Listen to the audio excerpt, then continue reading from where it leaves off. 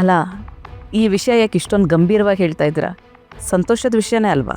ಅಲ್ಲ ಮೇಡಮ್, ನನಗೇನೋ ಸರಿ ಹೋಗಲ್ಲ ಅನ್ನಿಸ್ತಾ ಇದೆ. ಮತ್ತೇನಾದರೂ ಪ್ರಾಬ್ಲಮ್ ಆದರೆ? ಆಸ್ಪತ್ರೆ ಓನರ್ ಆಗಿದ್ದೋನು ಈಗ ಜಸ್ಟ್ ಡ್ಯೂಟಿ ಡಾಕ್ಟರ್ ಆಗಿ ಜಾಯಿನ್ ಆಗ್ತಿದ್ದಾರೆ. ಅಂದರೆ ಅರ್ಥ, ಆಸ್ಪತ್ರೆಯಲ್ಲಿ ನನ್ನ ಹತ್ರ ಜೀತ ಮಾಡೋದಕ್ಕೆ ರೆಡಿ ಆಗ್ತಾ ಇದ್ದಾರೆ. ಇರೋದು ಅರಮನೆಲೇ ಆದರೂ ರಾಜಂಗೂ ಸೇವಕಂಗೂ ಅಜಗಜಾಂತರ ಇದೆ. ಹಾಗಿದ್ರೆ ಏನು ಮಾಡಬೇಕು ಮೇಡಮ್? ಕರುಣಾನಿಧಿ ಇಬ್ಬರು ನನ್ನ ಕೈ ಕೆಳಗೆ ಕೆಲಸ ಮಾಡೋ ಜುಜುಬಿ ಡ್ಯೂಟಿ ಡಾಕ್ಟರ್ಸ್ ಆಗಲಿ. ಅವರಾಗೆ ಬಂದು ಕತ್ತಿ ಮೇಲೆ ಬೀಳ್ತಾ ಇದ್ದಾರೆ. ಒಳ್ಳೆ ಅವಕಾಶ, ಕೈ ತಪ್ಪು ಹೋಗ್ಬಾರ್ದು. ಅವ್ರು ಜಾಯಿನ್ ಆಗೋಕ್ಕೆ ಅಪಾಯಿಂಟ್ಮೆಂಟ್ ಲೆಟರ್ ಕೊಡಿ. ಸರಿ ಮೇಡಮ್.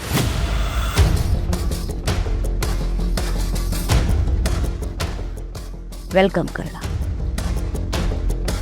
ವೆಲ್ಕಮ್. ನೀವಾಗೆ ಜೇನ್ಗುಡ್ಗೆ ಕಲ್ಲೆಸೆತಿದ್ದೀರ. ಚೆನ್ನಾಗಿದೆ, ತುಂಬ ಚೆನ್ನಾಗಿದೆ.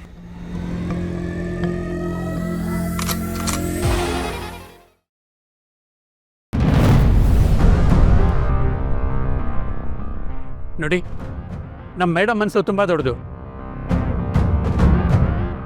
ನೀವು ಡ್ಯೂಟಿ ಡಾಕ್ಟರ್ಸ್ ಆಗಿ ಜಾಯಿನ್ ಆಗೋಕ್ಕೆ ಒಪ್ಕೊಂಡಿದ್ದಾರೆ. ನೀವು ಈ ಪೇಪರ್ಸ್ಗೆ ಸಹಿ ಮಾಡಿ ಪ್ಲೀಸ್.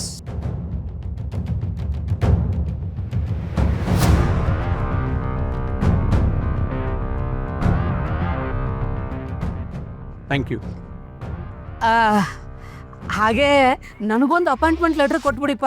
ನಿಮ್ಮ ಜೀವ ಉಳಿಸಿದ್ದೀನಿ ಅನ್ನೋದನ್ನ ಈ ಜನ್ಮದಲ್ಲಿ ಮರಿಬೇಡಿ ನೀವು.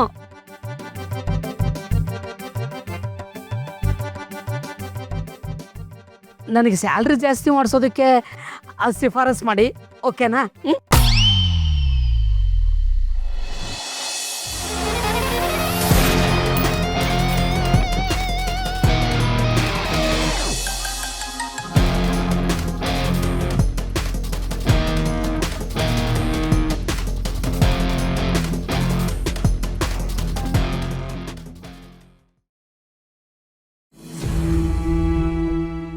ಈ ಸೇವಾ ಕಾರ್ಯನ ನಮ್ಮ ಆಸ್ಪತ್ರೆ ಯಾವತ್ತೂ ನಿಲ್ಲಿಸಲ್ಲ ಅನ್ನೋ ಭರವಸೆನ ನನಗೆ ಕೊಡು.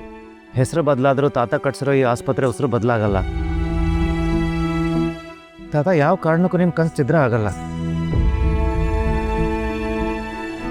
ಇದು ಈ ಕರ್ಣ ನಿಮಗೆ ಮಾಡ್ತಿರೋ ಪ್ರಾಮಿಸ್.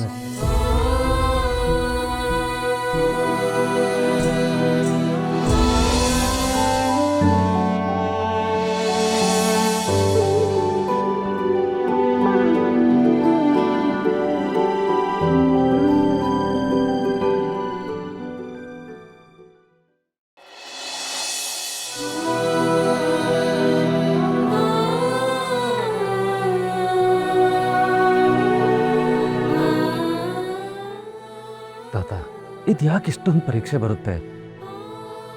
ಒಂದಕ್ಕಿಂತ ಒಂದು ಡಿಫ್ರೆಂಟು, ಒಂದಕ್ಕಿಂತ ಇನ್ನೊಂದರಲ್ಲಿ ಹೆಚ್ಚಿಗೆ ಸವಾಲು. ಒಂದು ಬೆಟ್ಟ ಹತ್ತಿ ಮುಗೀತು ಅನ್ನೋಷ್ಟರಲ್ಲಿ ಇನ್ನೊಂದು ಬೆಟ್ಟ ಎದುರುಗಡೆ ಪ್ರತ್ಯಕ್ಷ ಆಗುತ್ತೆ. ನನಗಿದನ್ನೆಲ್ಲ ಎದುರಿಸೋಕ್ಕೆ ಖಂಡಿತ ಭಯ ಇಲ್ಲ.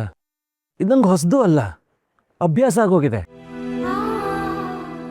ಆದರೆ ನನ್ನಿಂದಾಗಿ ನನ್ನ ಜೊತೆ ಇರೋರಿಗೆ ಸಮಸ್ಯೆ ಆಗಬಾರ್ದು, ಯಾರಿಗೂ ನೋವಾಗಬಾರ್ದು. ಡಾರ್ಲಿಂಗ್, ನಿನ್ನಿಂದ ಯಾರಿಗೂ ನೋವಾಗಕ್ಕೆ ಸಾಧ್ಯನೇ ಇಲ್ಲ. ನೀನೊಂಥರ ಸ್ಪೆಷಲ್. ಇಡೀ ಪ್ರಪಂಚನ ಜಾಲಾಡಿದ್ರು ನಿನ್ನಂತ ಒಳ್ಳೆ ಮನ್ಸಿರೋರು ಸಿಗಕ್ಕೆ ಸಾಧ್ಯನೇ ಇಲ್ಲ. ನೀನು ನನ್ನ ಮೊಮ್ಮಗ ಅಂತ ನನ್ನ ಜಂಬಕ್ಕೆ ಹೇಳ್ತಿಲ್ಲ, ನಿನ್ನಲ್ಲಿ ಅಷ್ಟು ಒಳ್ಳೆ ಗುಣ ಇದೆ. ಈಗ ಹೊಗಳಿ ಅಡ್ಡಕ್ಕೆ ಏರಿಸ್ಬಿಡ್ತೀಯ, ಆಮೇಲೆ ಅದು ಕಷ್ಟ ಆಗ್ಬಿಡುತ್ತೆ. ಅಟ್ಟಕ್ಕಲ್ಲ, ನೀನು ಆಕಾಶದ ಎತ್ತರಕ್ಕೆ ಬೆಳಿಬೇಕು, ಅದೇ ನನ್ನ ಆಸೆ. ನಿನ್ನಲ್ಲಿ ಎಂಥ ಶಕ್ತಿ ಇದೆ ಅಂತ ನನಗೆ ಮಾತ್ರ ಗೊತ್ತು. ಆದರೆ ಆಗಾಗ ಒಂದಲ್ಲ ಒಂದು ಅಡೆತಡೆಗಳು ಬರ್ತಾನೆ ಇದೆ. ಅದಕ್ಕೆ ಇವತ್ತು ದೇವಸ್ಥಾನಕ್ಕೆ ಹೋಗಿ ಪೂಜೆ ಮಾಡಿಸ್ಕೊಂಡು ದೃಷ್ಟಿಗೆ ಅಂತ ನಿಂಬೆಹಣ್ಣು ತಂದಿದ್ದೀನಿ. ಏನು ಮಾಡಬೇಕು? ಇದನ್ನು ತಗೊಂಡೋಗಿ ಆಸ್ಪತ್ರೆ ಮುಂಭಾಗದಲ್ಲಿ ಕಟ್ಟು. ನಮ್ಮ ಆಸ್ಪತ್ರೆಗಾಗಲಿ ಆಸ್ಪತ್ರೆಗೆ ಬರೋ ಜನಕ್ಕಾಗಲಿ ಯಾವುದೇ ರೀತಿ ತೊಂದರೆ ಆಗಲ್ಲ. ಏನೋ ಯೋಚನೆ ಮಾಡ್ತಿದ್ಯಾ? ತಗೋ.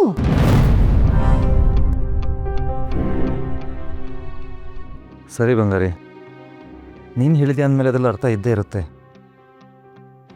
ಸದ್ಯಕ್ಕೆ ನಮ್ಮ ಆಸ್ಪತ್ರೆಗೆ ಇದ್ರ ಅವಶ್ಯಕತೆ ತುಂಬ ಇದೆ. ಬೀಳ್ತಾ ಇರೋ ಕೆಟ್ಟ ದೃಷ್ಟಿಗೆ ಪರಿಹಾರ ಕಂಡ್ಕೋಬೇಕಾಗಿದೆ. ಯಾಕೋ ಏನಾಯ್ತು?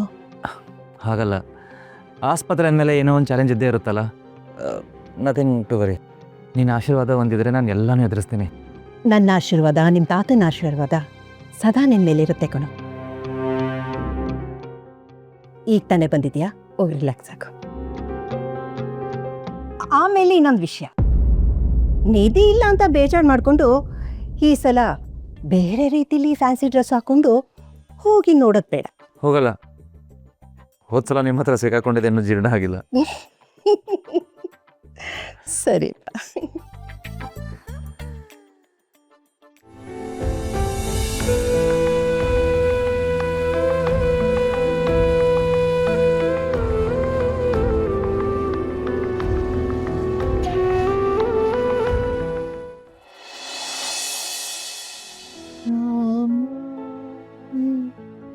ಹಾಯ್ ಶಾಂತಿ ಬೇಬಿ. ಏನು ಏನೋ ಎಮರ್ಜೆನ್ಸಿ ಕೇಸ್ ಅಂತ ಅರ್ಜೆಂಟ್ ಆಗೋದ್ಯಲ್ಲ, ಎಲ್ಲ ಸರಿ ಹೋಯ್ತಾ? ಎಮರ್ಜೆನ್ಸಿನಾ? ಹಾ, ಹಾ ಹಾ ಅದಾ, ಈಗ ಅದಕ್ಕಿಂತ ದೊಡ್ಡ ಎಮರ್ಜೆನ್ಸಿ ಬಂದು ಕೂತಿದೆ. ಏನಾಯ್ತೆ? ಏನಾದರೂ ತೊಂದರೆನಾ?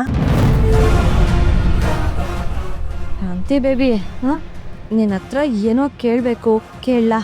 ಕೇಳಮ್ಮ. ನನಗೊಂದು ವಿಷಯ ಹೇಳು. ಗಂಡಂಗೆ ಕಷ್ಟ ಅಂತ ಬಂದಾಗ ಹೆಂಡತಿ ಆದವಳು ಬೆನ್ನಿಗೆ ನಿಂತು ಅವನಿಗೆ ಸಪೋರ್ಟ್ ಮಾಡ್ಬೇಕಲ್ವಾ? ಏನೇ ಹೀಗೆ ಕೇಳ್ತೀಯಾ? ಖಂಡಿತ ಹೌದು, ಅದೇ ಹೆಂಡತಿ ಧರ್ಮ. ಹಾಗಿದ್ರೆ ಆ ಧರ್ಮನ ಪಾಲಿಸೋದಕ್ಕೆ ಯಾವ್ದೋ ದಿನ, ವಾರ, ತಿಂಗಳು ಕಳೀಲಿ ಅಂತ ಕಾಯ್ತಾ ಕೂರೋದು ಮುಖ್ಯ ಅಲ್ಲ ತಾನೆ? ಗಂಡನ ಕಷ್ಟಕ್ಕೆ ಜೊತೆಯಾಗಿ ನಿಲ್ಬೇಕಾದ್ರೆ ಯಾವ ತಿಥಿ, ನಕ್ಷತ್ರ, ಕಾಲ ಅಂತ ಪಂಚಾಂಗ ನೋಡ್ಕೊಂಡು ಕೂತ್ಕೊಳ್ಳೋಕ್ಕಾಗುತ್ತೇನೆ? ಆ ಸೀತಾ ಮತ್ತೆ ರಾಮನ್ ಜೊತೆ ಕಾಡು ಹೋಗೋವಾಗ ಕಾಲ ನೋಡ್ತಾ ಕೂತ್ಲಾ? ಅಲ್ವಾ? ದ್ರೌಪದಿ ಪಾಂಡವ್ರ ಜೊತೆ ವನವಾಸಕ್ಕೆ ಹೋಗುವಾಗ ಆಷಾಢ, ಶ್ರಾವಣ ಅಂತ ಯಾರಾದ್ರೂ ನೋಡಿದ್ರಾ? ಅವರೆಲ್ಲ ಮಹಾನ್ ಪತಿವ್ರತೆಯರು. ಒಂದೇ ಒಂದು ಕ್ಷಣನೂ ಕಷ್ಟದಲ್ಲಿ ಗಂಡನಿಂದ ದೂರ ಇರಲಿಲ್ಲ. ಹಾಗಿದ್ರೆ ಕೇಳಿಸ್ಕೊ ಶಾಂತಿ ಬೇಬಿ, ನಾನು ಅಂಥದ್ದೇ ಪತಿವ್ರತೆ ಆಗೋದಕ್ಕೆ ಹೊರಟಿದ್ದೀನಿ. ಅಂದ್ರೆ ನಾನೀಗ ಪತಿವ್ರತ ಧರ್ಮನ ಪಾಲಿಸೋದಕ್ಕೆ ಆ ಮನೆಗೆ ಹೋಗ್ಬೇಕು. ನನ್ನ ಗಂಡನ ಪಕ್ಕ ನಾನು ನೆರಳಾಗಿ ನಿಂತ್ಕೋಬೇಕು. ಇಲ್ಲ ಅಂತ ಹೇಳ್ಬೇಡ ಪ್ಲೀಸ್. ಹಾಗಂದ್ರೇನೆ? ನಾನು ಈಗಲೇ ಇಲ್ಲಿಂದ ಹೊರಡಬೇಕು ಅಜ್ಜಿ. ನೀನು ಹೀಗೆ ಹೇಳ್ತೀಯ ಅಂತ ನನಗೆ ಮೊದಲನೇ ದಿನದಿಂದಾನೇ ಗೊತ್ತಿತ್ತು, ಆದರೆ ಇಷ್ಟು ಬೇಗ ಹೇಳ್ತೀಯ ಅಂತ ನಾನು ಅನ್ಕೊಂಡಿರ್ಲಿಲ್ಲ. ನಾನು ನಿನ್ಗೆ ಎಷ್ಟು ಸಲ ಹೇಳಿದ್ದೀನಿ, ಆಷಾಢ ನಡೀತಾ ಇದೆ, ಅದು ಮುಗೀಲಿ ಅಂತ. ಇದು ಆಷಾಢ ವಿಷಯ ಅಲ್ಲ ಅಜ್ಜಿ. ನೀನೇ ಹೇಳ್ದೆ ತಾನೆ, ವಾರ, ದಿನ, ತಿಂಗಳು ನೋಡ್ಕೊಂಡು ಕೂರೋದಲ್ಲ, ಗಂಡನ ಜೊತೆ ಕಷ್ಟದಲ್ಲಿ ನಡೆಯೋದೇ ಹೆಂಡತಿ ಧರ್ಮ ಅಂತ.